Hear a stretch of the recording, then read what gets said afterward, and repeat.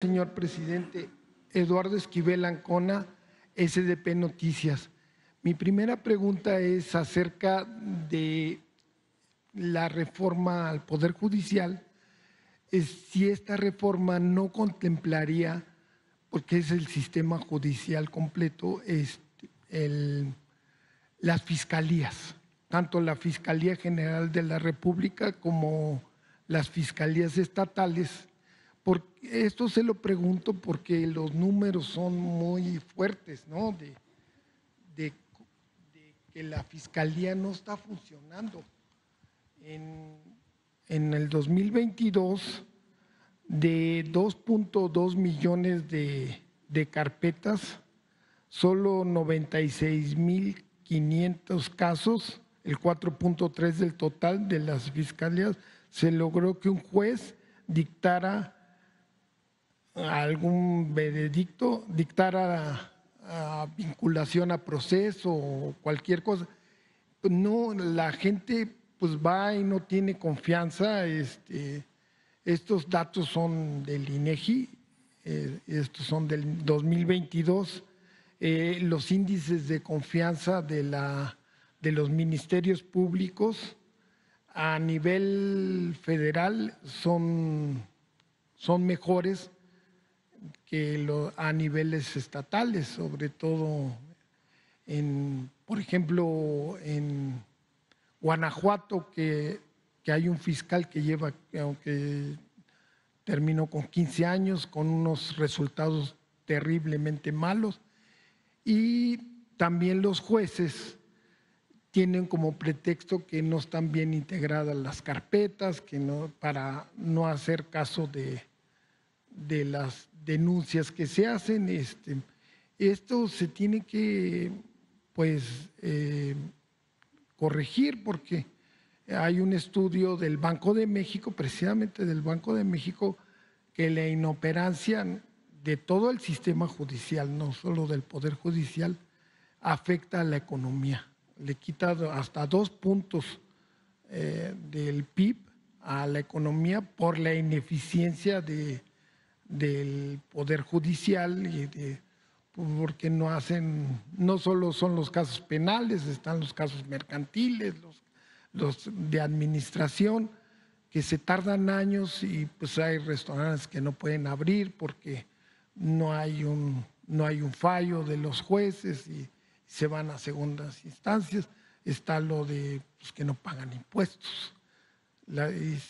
Años están así sin pagar impuestos. Esa sería mi primera pregunta. Sí, yo pienso que si se avanza con la reforma al Poder Judicial, luego podría continuarse con las fiscalías.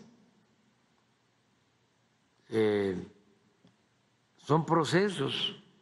El caso del Poder Judicial es necesario porque está completamente echado a perder y es necesario, indispensable, por la corrupción que predomina. Nosotros lo vemos aquí. En un mes dejan en libertad al hermano del jefe del grupo de Jalisco Nueva Generación. Pero un juez, en 24 horas, lo detienen y en 24 horas para afuera. El hijo del jefe de uno de los de Santa Rosa de Lima. De Santa Rosa de Lima, de Guanajuato, el hijo, 24 horas afuera.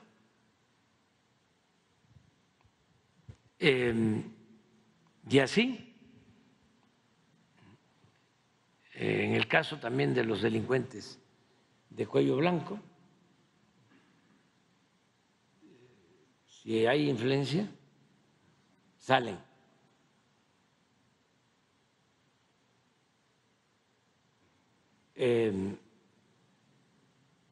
Bueno, fueron capaces de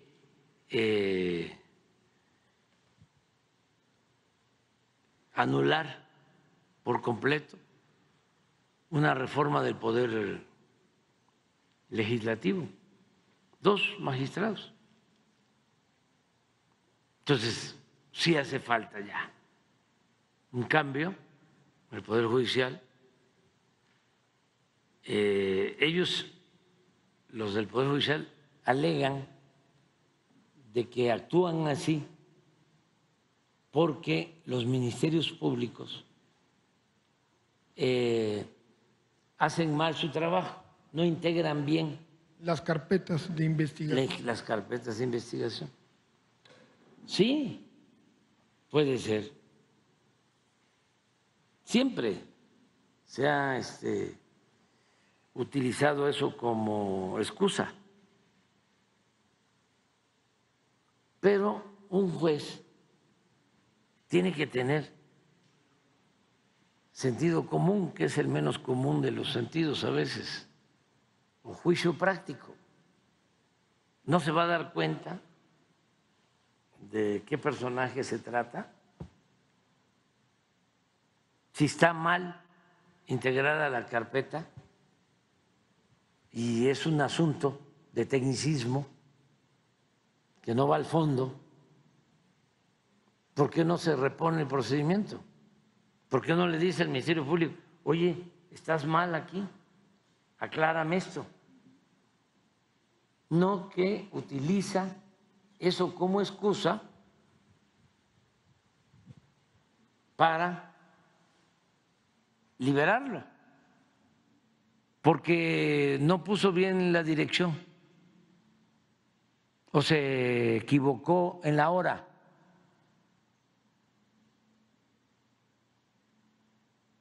O el que lo detuvo no tenía facultades para hacerlo.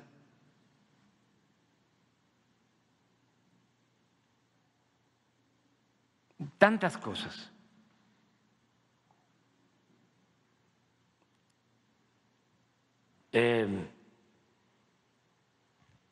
Por eso es necesario la reforma al Poder Judicial y luego a las fiscalías, a las procuradurías y ministerios públicos y limpiar todo el Poder Judicial,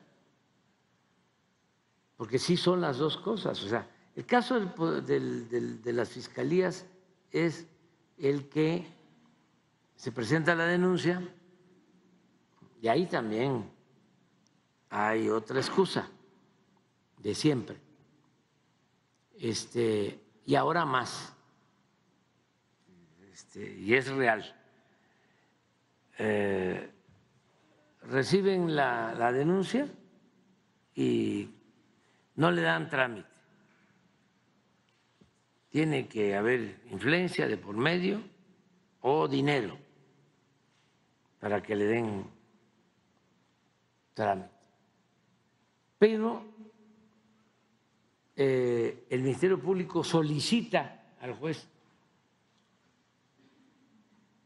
la orden de aprehensión si se trata de un asunto penal y el juez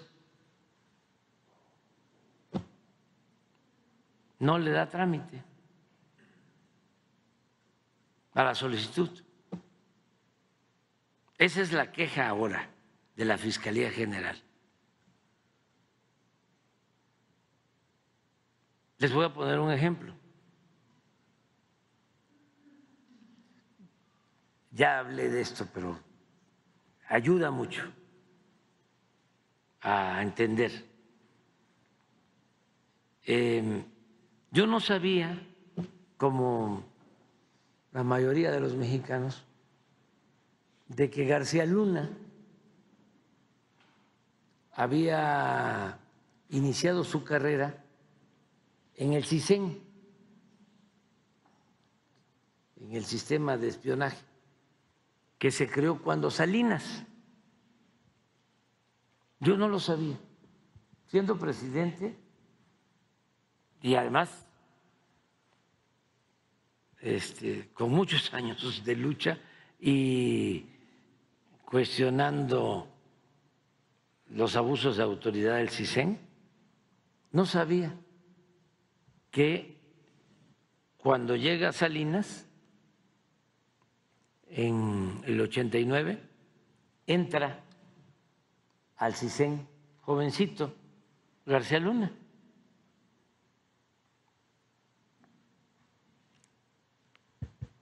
Me he puesto a pensar y hasta lo escribí, si lo sabía Calderón.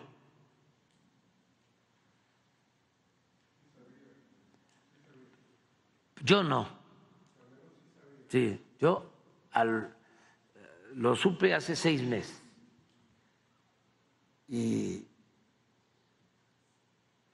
Pero tampoco sabía lo que les voy a decir, de que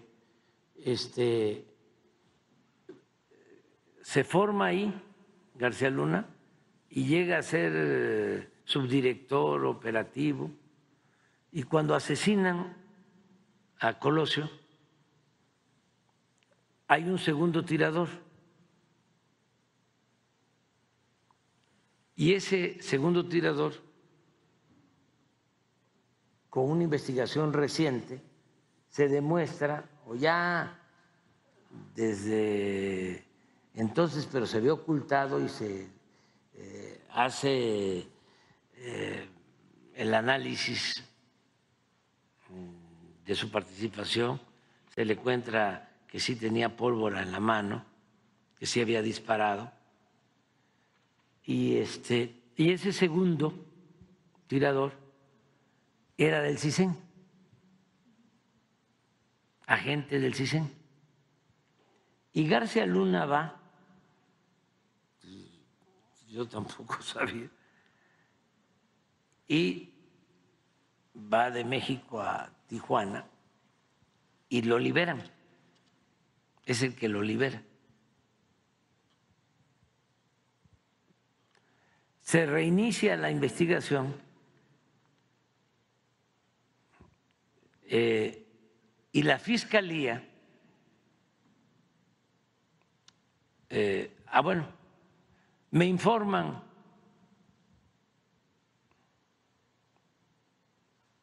me sorprendió, ¿no? ¿Cómo? Porque siempre pensando en que el presidente puede decir no. Digo, no, pues si tienen la investigación, ustedes son autónomos. Ni modo que les voy a decir no, no actúen. Me convierto yo en cómplice, encubridor. Les dije sí, que se lleve a cabo el proceso, y solicita la Fiscalía, por eso es interesante el asunto, solicita la orden de aprehensión al juez, la orden de aprehensión del segundo tirador. Y el juez niega la orden de aprehensión, pero no solo la niega, pensando porque hay gente pues muy confundida, para decirlo elegantemente, pensando de que era yo el que quería vengarme o hacer un escándalo político, ¿no?, con este asunto. Declara el juez, y está por escrito, le dice al Ministerio Público: este es el presidente que quiere utilizar este caso con propósitos políticos.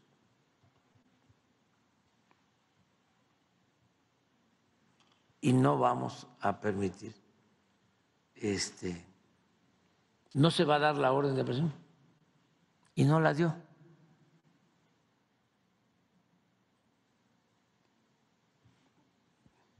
Entonces, ¿qué hace la Fiscalía?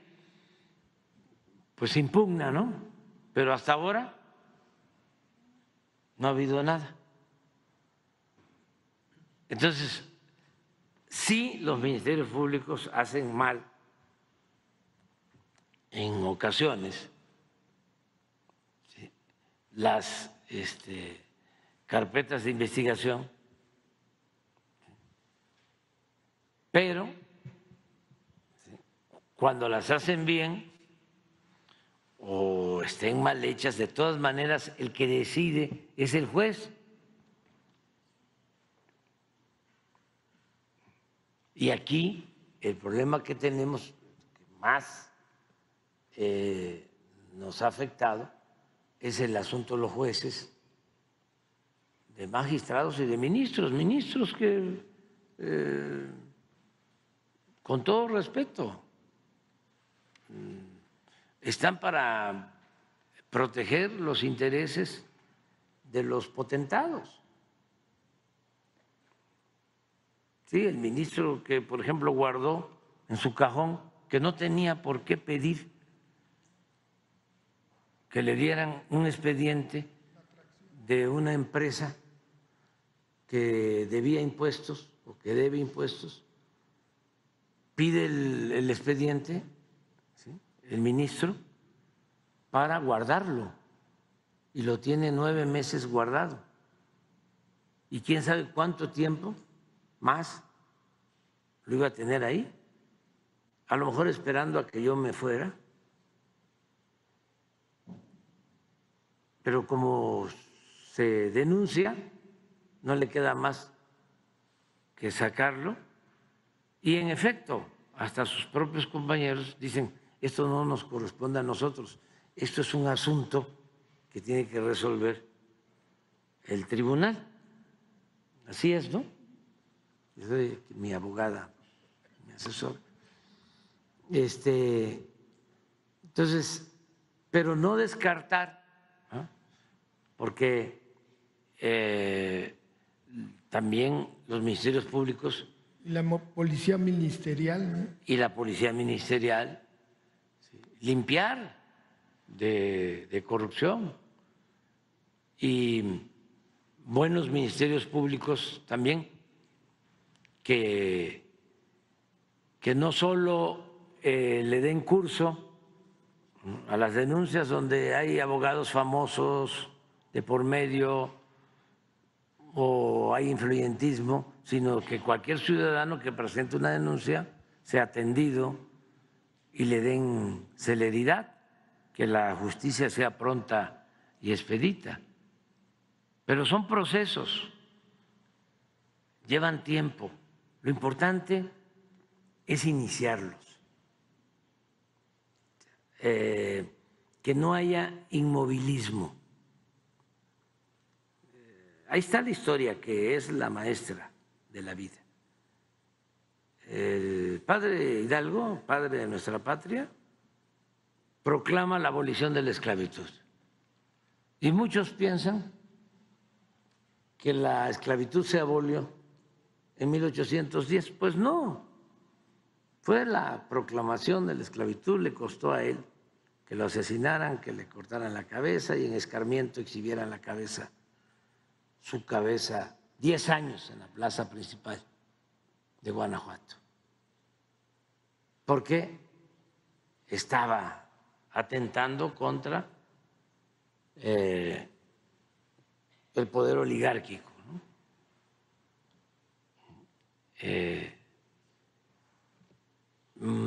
dando un mal ejemplo cuando estaba actuando como un verdadero cristiano, ¿no?, un cura rebelde y bueno. Es el padre de nuestra patria, que fue excomulgado. Fíjense lo que es México y su historia. Por eso a Hidalgo se le recuerda mucho y se le quiere mucho, y por eso el grito de independencia. Es la fiesta cívica más importante del país. No es la consumación de la independencia, que fue en 1821, sino fue el inicio, el grito de independencia, lo que se conmemora. Porque no es lo mismo Hidalgo que Iturbide. Iturbide quería ponerse la corona imperial. Hidalgo lucha por los pobres, lucha en contra de la esclavitud. Bueno, pero no hay abolición de la esclavitud en los hechos. Todo el siglo XIX hubo esclavitud. No cambió ni con la independencia. Se logró la independencia política, pero la estructura de dominación económica, social, permaneció intacta.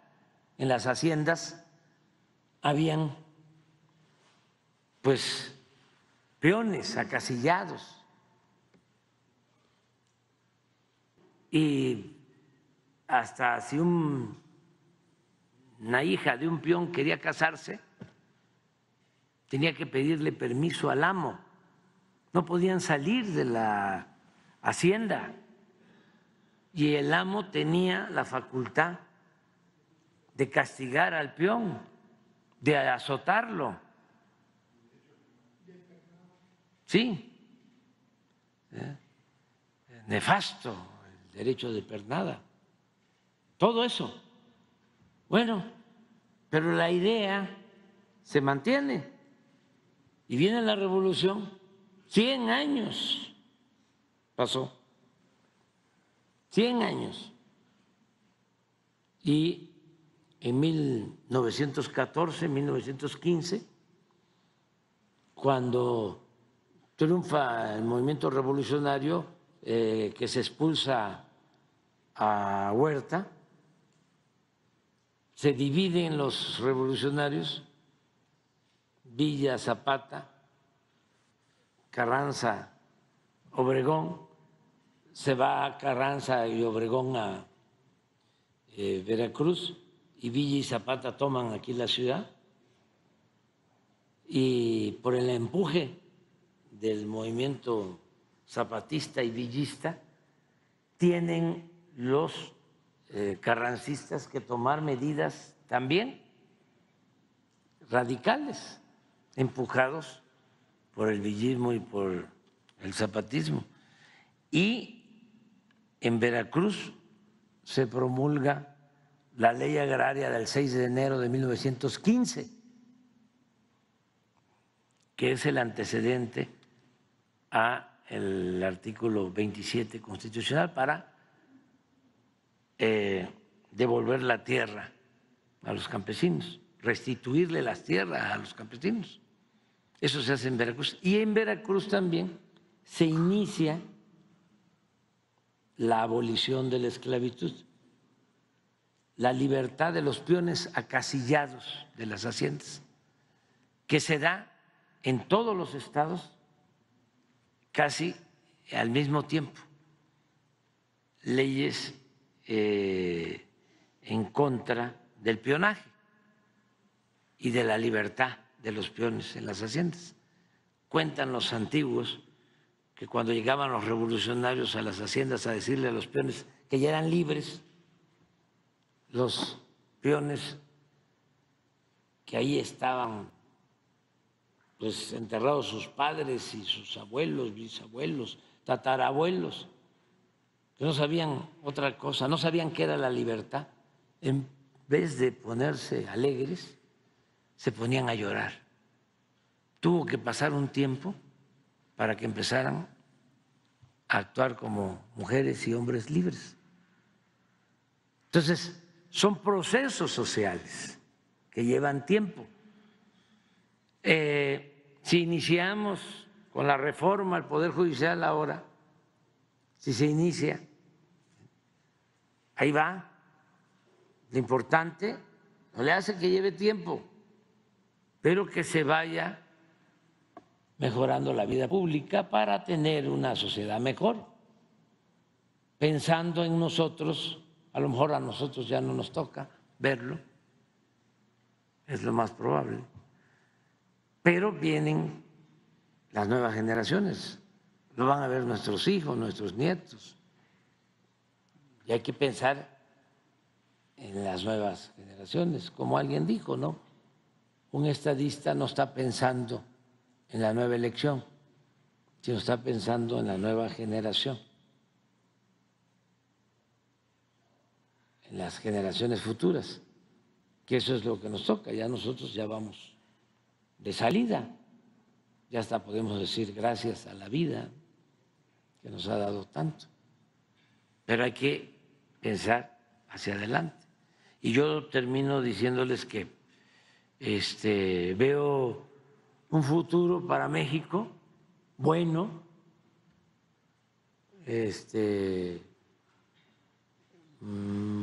por venir de justicia, de democracia, de auténtica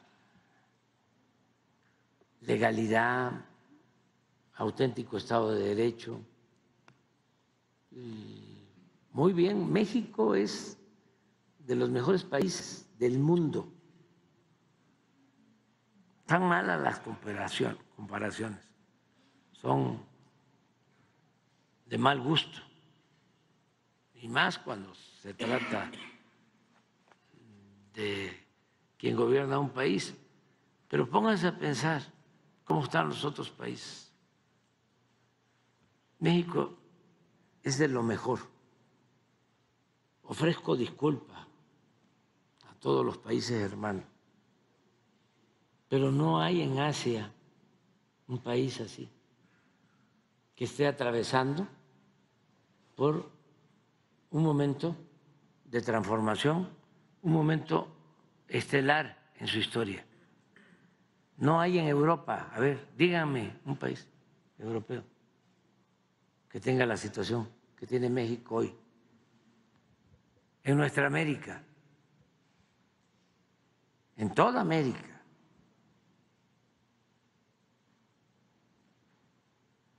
¿No? Nada más lo que comentamos al principio, la forma que se está llevando a cabo la transición. ¿En dónde? La manera en que votaron 60 millones, un poco más, de mexicanos, se elige a más de la mitad de los presidentes municipales, congresos locales, diputados federales, senadores, gobernadores, la presidenta de la República, sin problema, de nada. Y tenemos que seguir así. Por eso que viva México, ¿no? Y vámonos a desayunar. Una segunda pregunta. Porque está lloviendo. Sí, está lloviendo y vamos a, dicen los expertos, que ya mañana no va a llover, que nada más va a estar nublado. Vamos a ver.